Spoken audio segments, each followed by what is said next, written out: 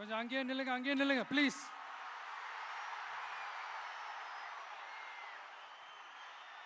கொஞ்சம் அமைதியா நான் பேசுறத கொஞ்சம் கேளுங்க ப்ளீஸ்.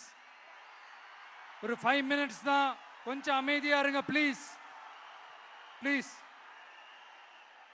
நண்பர்களே, கொஞ்சம் அமைதியா இருங்க ப்ளீஸ். அதை தாண்டி யாரும் வரக்கூடாது ப்ளீஸ்.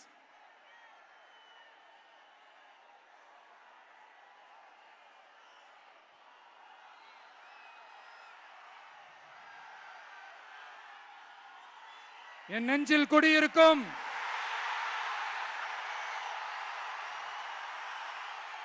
கொங்கு மண்டல தங்கங்களே, திருப்பூர் பகுதி மக்களே, உங்கள் அனைவருக்கும் என்னுடைய வணக்கம். டே ஆஃப்டர் டுமாரோ 16th அன்னைக்கு நம்மளுடைய தேர்தல் வாக்குறுதிகளை ஒரு புக்கா வெளியிடுறோம். அதுக்கு முன்னாடி இங்க சில பாயிண்ட்ஸை மட்டும் உங்களுக்கு படிச்சுட்டு போயிடுறேன். அதை மட்டும் கொஞ்சம் கவனமா கேளுங்க ப்ளீஸ் நண்பர்களே. ஓகே, ஆல் வெல் தேர், ஆல் வெல். பேசலாமா? கொஞ்சம் அமைதியா இருங்க ப்ளீஸ். நெசவாளர்கள், சிறு குறு நடுத்தர தொழில்கள் மற்றும் விவசாயிகள் மற்றும் காவல்துறையினர் சம்பந்தமான நம்மளோட அஜெண்டா சிலதை உங்ககிட்ட நான் படிக்கிறேன். 1, நெசவாளர்களின் தயாரிப்புகளை நேரடியாக சர்வதேச சந்தைகளில் விற்பனை செய்வதற்காக அரசுக்கு சொந்தமான ஒரு உலகளாவிய இ-காமர்ஸ் பிராண்ட் உருவாக்கப்படும். மேலும் முக்கிய நகரங்களில் வெற்றி தறி விற்பனை நிலையங்கள், ஷோரூம்ஸ் அமைக்கப்படும். 2வது, நிலையற்ற நூல் விலை மற்றும் மின்சார நெருக்கடி சுமையை பகிர்ந்து கொள்ள கைத்தறி மற்றும் விசைத்தறி வைத்திருக்கும் ஒவ்வொரு நெசவாளர் குடும்பத்திற்கும் ஆண்டுக்கு 30,000 ரூபாய் வங்கி மூலம் நேரடியாக நமது டிவிக்கு அரசு வழங்கும். 3வது, கைத்தறிகளுக்கான இலவச மின்சாரம் 500 யூனிட்டுகளாகவும்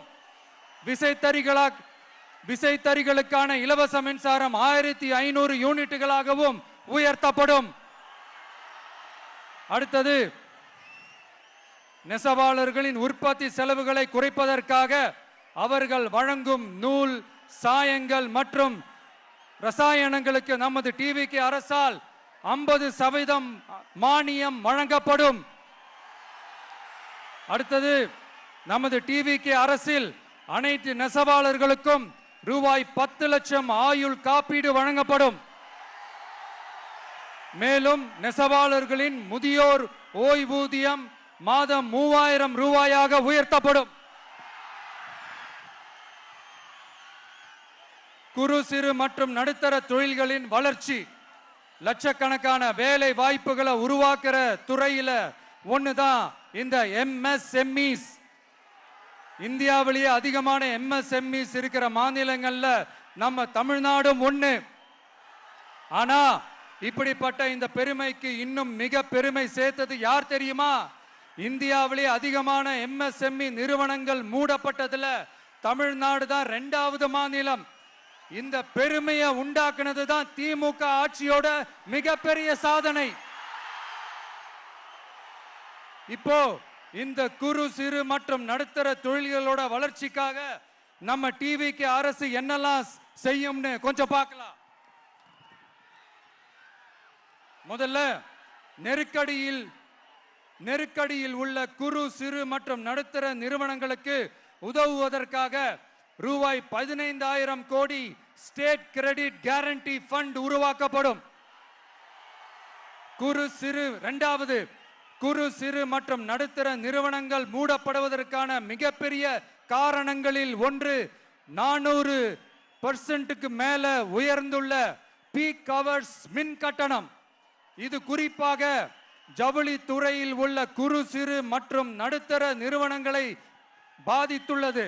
டிவிகே குறு சிறு மற்றும் நடுத்தர நிறுவனங்களுக்கான MSMEs இந்த பீக் ஹவர்ஸ் மின் கட்டணத்தை நமது டிவிகே அரசு நிறுத்தி வைக்கும். அடுத்தது விரிவான ஆய்வுக்கு பிறகே மின் கட்டணத்தை முறைப்படுத்தும். மேலும் குறு சிறு மற்றும் நடுத்தர நிறுவனங்கள் அடுத்து வரும் 5 ஆண்டுகளுக்கு 100% மின்சார வரி விலக்கை பெறும். அடுத்தது குறு சிறு மற்றும் நடுத்தர நிறுவனங்கள் உலக அளவில் போட்டி போடுவதை உறுதி செய்வதற்காக அவற்றை நவீனமயமாக்க ஒரு யூனிட்டுக்கு ரூபாய் 50 லட்சம் வரை என்ற அளவில் 35% நேரடி மூலதன மானியத்தை நமது டிவிகே அரசு வழங்கும்.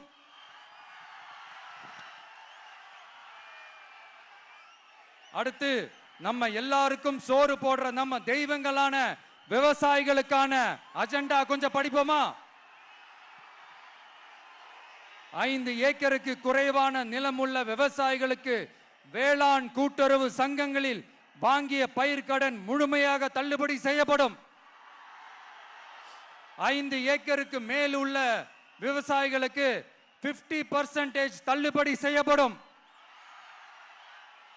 அடுத்தது குறைந்தபட்ச ஆதரவு விலைக்கு MSP சட்டப்பூர்வ உத்தரவாதம் வழங்கப்படும். நெல்லுக்கு ஒரு குவிண்டாலுக்கு 3500 ரூபாயும் கரும்புக்கு டன் ஒன்றுக்கு 4500 ரூபாயும் வழங்கப்படும். உழவர்களின் தோழன் திட்டத்தின்படி குத்தகை விவசாயிகள் மற்றும் விவசாய தொழிலாளர்களுக்கு ஒரு குடும்பத்திற்கு ஆண்டுக்கு ரூபாய் 10,000 ரூபாய் அவர்களின் நேரடி முதலீட்டு ஆதரவு தொகையாக வழங்கப்படும். 100% பயிர் காப்பீட்டு திட்டத்தின்படி பயிர் பாதுகாப்பு உறுதி செய்யப்படும்.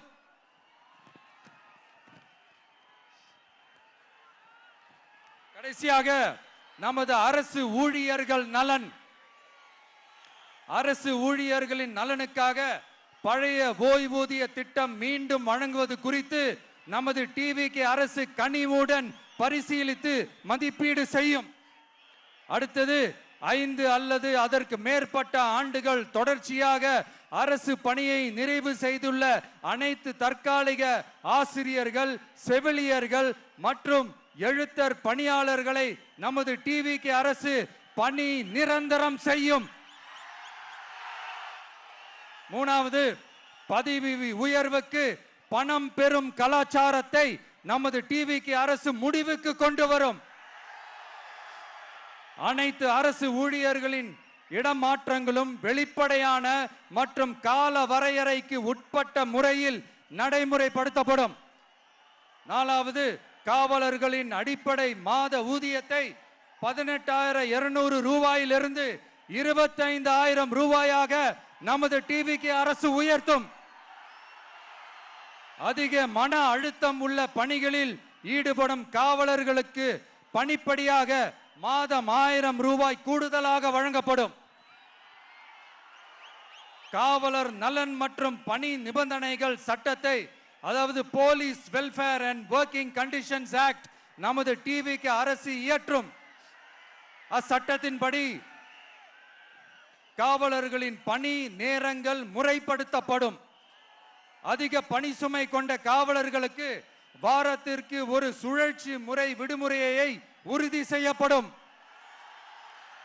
சலவைப்படியை, அதாவது வாஷிங் அலவன்ஸ் 500 ரூபாயிலிருந்து 1000 ரூபாயாக உயர்த்தப்படும்.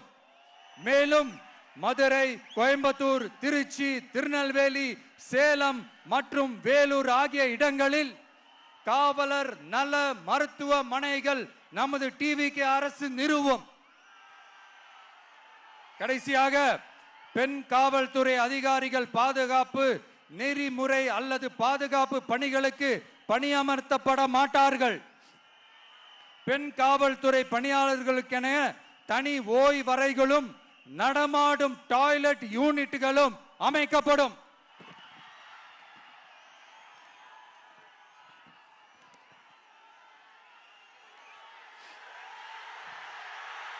நீங்க எல்லாரும் இந்த விஜய 100% நம்பலாம். நான் உங்களுக்காக மட்டும்தான் வந்திருக்கிறேன். உங்களுக்காக நன்றி கடன் செலுத்துறதுக்காக மட்டும்தான் வந்திருக்கிறேன். பொய் வாக்குறுதிகள் கொடுத்து நான் உங்களை ஏமாத்த மாட்டேன்.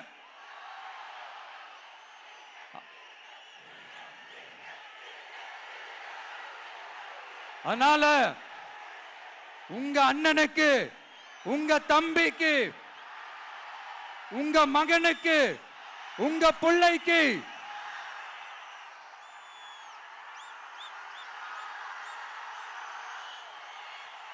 ஒரே ஒரு வாய்ப்பு கொடுங்க. தயவு செஞ்சு விசில் சின்னத்துக்கு ஓட்டு போடுங்க. இது ஒரு விசில் புரட்சி தேர்தலா இருக்கணும். கான்பிடென்டா இருங்க. நல்லதே நடக்கும். வெற்றி நிச்சயம், வெற்றி நிச்சயம், வெற்றி நிச்சயம்.